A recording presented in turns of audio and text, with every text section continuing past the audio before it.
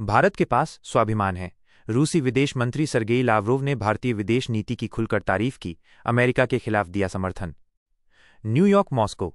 रूस के विदेश मंत्री सरगेई लावरोव ने संयुक्त राष्ट्र महासभा की बैठक में हिस्सा लेने के दौरान पत्रकारों से बातचीत करते हुए भारतीय विदेश नीति की जमकर तारीफ की है।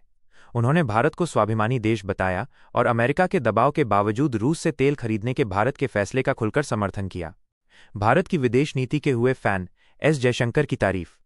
रूसी तेल खरीद को लेकर भारत पर अमेरिका द्वारा लगाए गए टैरिफ 50% अतिरिक्त शुल्क की पृष्ठभूमि में लावरोव ने कहा कि भारत अपने राष्ट्रीय हितों का पूरा सम्मान करता है और अपने फैसले खुद लेने में पूरी तरह सक्षम है।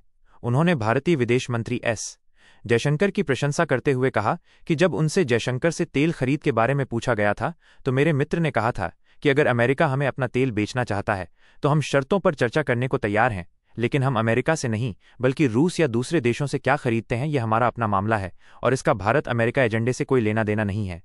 लावरोव ने इस प्रतिक्रिया को बहुत सराहनीय जवाब बताते हुए कहा, मेरा मानना है कि यह एक बहुत सराहनीय जवाब है जो ये दर्शाता है कि तुर्की की तरह भारत के पास भी आत्मसम्मान है।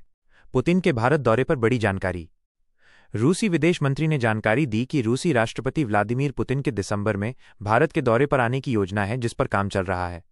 ये यात्रा दोनों देशों के बीच वार्षिक शिखर सम्मेलन की अगली कड़ी हो सकती है और ये यूक्रेन संकट के बाद पुतिन की पहली भारत यात्रा होगी। उन्होंने ये भी बताया कि भारतीय विदेश मंत्री एस जयशंकर इस साल रूस के दौरे पर जाने वाले हैं, जबकि वे स्वयं भारत की यात्रा करेंगे। दोनों देशों के बीच नियमित आदान प्रदान होता रहता है। संयुक्त राष्ट्र सुरक्षा परिषद यूएनएससी में भारत की स्थायी सीट का समर्थन। लावरोव ने एक बार फिर संयुक्त राष्ट्र सुरक्षा परिषद यूएनएससी में भारत के लिए स्थायी सीट की वकालत की। उन्होंने जोर दिया कि विश्व का वर्तमान संतुलन 80 साल पहले की स्थिति से बिल्कुल अलग है।